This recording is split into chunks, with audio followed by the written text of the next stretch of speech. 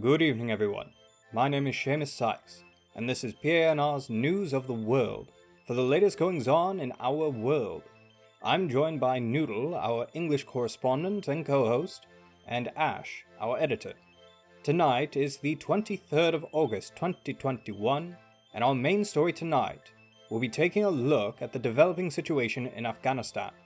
However, before this, we must discuss the ongoing pandemic that's changed the very nature of our world and how we interact with one another, the COVID-19 pandemic. In addition, we'll also be taking a look into the Siberian wildfires and the shooting at Plymouth. Stay tuned for these world events. But first, a weather report delivered from our editor Ash. Thank you, Seamus. Today's weather report is from Fergus Falls, Minnesota, where the weather today has been sunny and mild. Current temperature is 28 degrees C with 41% humidity and low to no cloud cover. Possible rain tomorrow. Back to you, Seamus. Thank you, Ash. We'll now take a look at our first story of the night. Our first story tonight concerns the continuing global pandemic of COVID-19. While we're all well aware of the Delta variant rampaging through our world, it is not the only variant to sprout from the virus. The Lambda variant, or lineage C37, first discovered in Peru in August of 2020, is rampaging through South America and slowly making its way across the globe. Lambda has been designated a Variant of Interest, or VOI, by the World Health Organization. This, as defined by the WHO website, means this particular variant possesses genetic changes that can affect a virus's characteristics related to transmissibility, the severity of the disease, and the ability for human immune systems to recognize the virus. This, as well as having proven to cause rapid transmission of the virus through communities or multiple clusters of the virus in multiple countries. As of this report's writing, the 16th of August 2021, Lambda has spread to 41 different countries for a total of 4,677 confirmed cases. Of these, Chile has been hit the hardest with 1,435 of these cases, followed by Peru with 1,212, and the United States with 1,074. A serious cause for concern as the Lambda variant is proving to be somewhat resilient to the COVID-19 vaccine, though more study on this is required. Despite many countries loosening restrictions, it is the recommendation of PANR that you continue to socially distance, wear masks, wash your hands regularly, and take all precautions necessary to avoid infection for your safety and the safety of those around you. Having looked into the ongoing pandemic, we'll be hearing from our English correspondent Noodle regarding the shooting at Plymouth and the Siberian wildfires. Noodle? Thank you, Seamus. From July of 2019, there have been records of wildfires that have taken place in Siberia, Russia, and Russia's President Vladimir Putin urged on the 14th of August 2021 that authorities strengthen their efforts to fight and contain the fires, calling the situation unprecedented as the fires threaten Russia's people. In a video call with top officials, Putin said that 13 forest fires in the Yakutsk region are within 5 kilometers or 3 miles of populated areas, and made clear of the need to monitor and resolve the current situation. Yakutsk, being the largest of Russia's 85 regions, has faced the worst of the forest fires during this month's hot and dry climate, with record-breaking temperatures covering major cities in smoke from the blazes that threaten the homes of many. The fires themselves believed to be started by neglect of fire safety rules and climate change, as a sudden rise in temperature all over the world causes problems for many, and it seems that the cold, snowy areas of Siberia are no exception.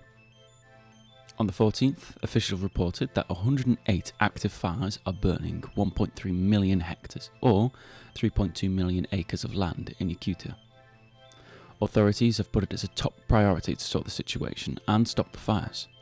Currently, no people have been recorded to be hurt or killed by the fire, and we hope that remains the same. In other news, last Thursday being the 12th of August, there was a shooting in Plymouth, a small town in the south of England where, unfortunately, 6 people died, including a child, and Jake Davison, the gunman himself. The names of the dead are Maxine Chapman, the mother of the gunman, Lee Martin and his 3-year-old daughter Sophie Martin, Stephen Washington, Kate Shepherd, and Jake Davison. Many mourn for the loss of these 5 innocent and wonderful people and hope they rest in peace.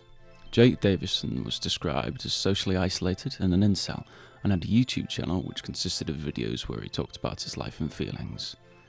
He had quite the online life and wrote about mass shootings just 3 weeks before the incident, having detailed knowledge of the last mass shooting that occurred in England in 2010. On Friday the 13th of August, the UK's Prime Minister, Boris Johnson, said that the issue on how Davison came to legally own a gun should be properly investigated, and called the incident absolutely appalling. As well as the Prime Minister, Priti Patel, the Home Secretary, said that there will be a range of questions that will inevitably be asked, and I will be doing the same for the conversations and discussions I will be having with the Chief Constable. On the 16th of August, people across the UK were invited by the Council to observe the silence at 10 GMT for the 5 people who tragically died in the attack, and people gathered outside the city's Guildhall. The Mayor of Plymouth, Terry Bear, spoke at the event before the silence, saying that many people across the country and the world will be taking a moment to reflect on the dreadful loss. Back to you, Seamus. Thank you, Noodle. Now, our top story tonight, the crisis in Afghanistan. An inevitable event that took the world by surprise by the sheer speed at which it occurred. As the United States withdrew from the country of Afghanistan, the Taliban began a rapid assault on the country, taking Afghanistan in its entirety in only 10 days. Monday, the 16th of August, 2021, marks the first full day of the Taliban's total control of the country. With the fear of human rights violations, especially in regards to women and young girls, the Afghani people fear a return to the oppression of their former government from the 1990s. The world now watches closely and must decide how to react. Before this report truly begins, this event is still very much developing. With new and more accurate information reported daily, this script was researched on the 16th of August 2021 and written the following day. It is the recommendation of PANR that this report be supplemented with other sources and reports to form a more accurate and current picture of events. With that, we'll begin by looking at the President of Afghanistan, Ashraf Ghani. On Sunday, the 15th of August 2021, President Ashraf Ghani fled the presidential palace and the country to go into exile, fleeing for the country of Tajikistan to the northeast. We do not presently know his exact location nor his relative safety. An unnamed senior Interior Ministry official told Reuters that any information beyond the president's current exile could not be shared, citing security concerns. It was on the 15th, after the president fled the country, that the Taliban officially took control of the capital city of Kabul, completing their rapid, total conquest of the country. Following this, from the presidential palace, one Taliban official announced to the media that the country will be renamed to the Islamic Emirate of Afghanistan. However, this official chose to remain anonymous, as he was not authorized to speak with the media. As Kabul fell to the Taliban, the Afghani people and foreign citizens did all they could to escape the country, flocking to Hamid Karzai International Airport with airlines booked full and nations beginning a rapid dash to evacuate their citizens in scenes not dissimilar from the fall of Saigon in Vietnam in 1975. Fear and panic took the hearts of the people of Kabul, and death was not far behind. As planes left on the 16th of August, Afghani citizens clung to the sides of filled planes, desperate to escape to reach safety, risking everything for fear of what may happen if they did not. 3 of these people were killed for this action. Having clung to a departing United States Air Force C-17 transport jet, they fell to their deaths when they could no longer hold on. As well, such panic filled the city as to result in the deaths of at least 5 individuals. Witnesses told Reuters that no fewer than 5 bodies had been taken to vehicles for transport from Hamid Karzai International Airport. It is unclear if these people had been fatally shot or killed in a stampede. The last 2 presently known fatalities came at the hands of the United States forces helping in the evacuation. When 2 armed, unidentified Afghans approached US soldiers, they were gunned down. Details regarding this event at the time of writing this script are unavailable. With this occurring, the swift takeover of the Taliban, the deaths of innocent people, the evacuation of hundreds, many are looking to and placing fault in the United States of America for their role their withdrawal from the country after 20 years being the very catalyst that did spark these events. However, the United States Secretary of State Antony Blinken claims to support the withdrawal of the United States forces from the country, citing a deal made with the Taliban under former President Donald J. Trump that all US forces would be removed in May of 2021.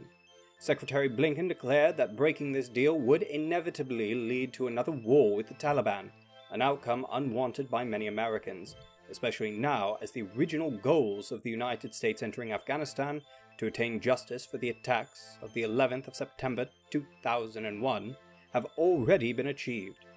American interests are simply no longer in occupying Afghanistan. Even so, Secretary Blinken said that the events now unfolding in Afghanistan have, quote, happened more quickly than we anticipated. With the scramble to remove the United States citizens from the country, Secretary Blinken stopped short of declaring all US citizens would be safely removed, declaring an intent to maintain a small core of United States officials in Kabul. Those officials now being told to shelter in place as unrest grows in the city. For more on the international response, we turn to our UK correspondent, Noodle. Thank you, Seamus. The UK's ambassador for Afghanistan, at the time of writing, is not yet evacuating the country. Instead, they are helping dozens of people in Afghanistan to leave the country after the Taliban have taken over. British soldiers are trying their best to quickly get the remaining nationals and the local allies out after the fall of the Western-backed government, and around 4,000 people that can be evacuated are thought to currently still be in the city. On Sunday the 15th, the first flight carrying the British nationals arrived in England. However, the ambassador, Sir Laurie Bristow, was not on board, and instead was still in the capital to help the British nationals and the UK Afghan staff. The UK Parliament is being recalled from its summer break on Wednesday to discuss the situation currently in Afghanistan. The decision to do so was taken by the House of Commons Speaker, Sir Lindsay Hoyle, after the government requested it. As well as Parliament, the House of Lords are also being called in. MPs were called 9:30 GMT on Wednesday, and the Prime Minister opened the debate with no vote expected to come from it. The House of Lords also had a debate at 11 GMT to discuss the situation as well.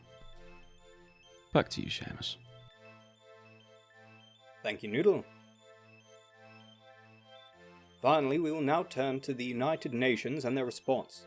The UN Security Council met on Monday, the 16th of August 2021, to push for government reformation within Afghanistan. UN Chief Antonio Guterres led the talks and made clear that the chief concern of the United Nations was the human rights of the Afghani people, especially in regards to women and young girls. Rights that are allegedly being violated as the Taliban hold the country. This per disturbing reports that Chief Guterres alludes to, but does not describe, stating, quote, "We cannot and must not abandon the people of Afghanistan." Going on to declare in a proposal agreed by consensus from the 15-member council that they would, quote, "use all tools at its disposal," to not only guarantee human rights in the region but also suppress any global terrorist threats from within Afghanistan. Terrorist threats being the UN's second concern behind human rights. Stressing that neither the Afghani people nor the Taliban should support terrorist operations in the territory of other nations. Finally, it is their request that the Taliban cease all hostilities and establish a new government that includes women, to preserve the rights and freedoms that women of Afghanistan have achieved over these past 20 years. And unfortunately, that's all of the time we have for tonight. I would like to personally thank you all for tuning in, and Noodle, my co-host, will be signing us out. Noodle, take it away. That is all the stories that we have so far. So, we wish you a very happy night and a pleasant tomorrow. It's a good night from me. Good night. Good night from Seamus. Until next time. And a good night from Ash. Good night, everyone. We'll see you next week, and remember, stay tuned for the latest goings on and stay safe.